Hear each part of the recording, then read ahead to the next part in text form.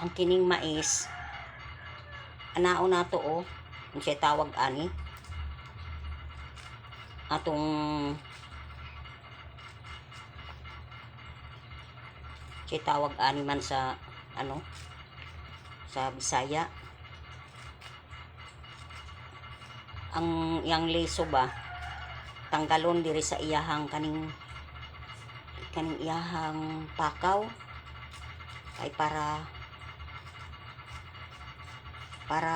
malasa siya ba, ingani na siya oh, mauna ni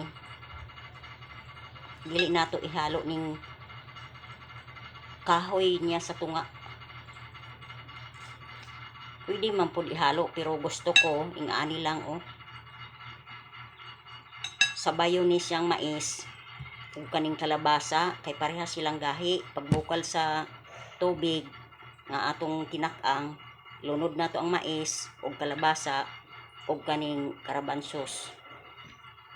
Ang okra pod ug talong sila pod ang magsabay, medyo ipaulahi.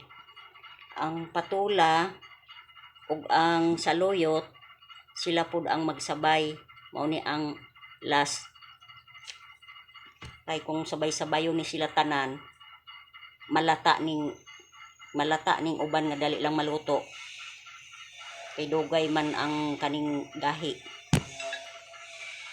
ug ang kaning mais.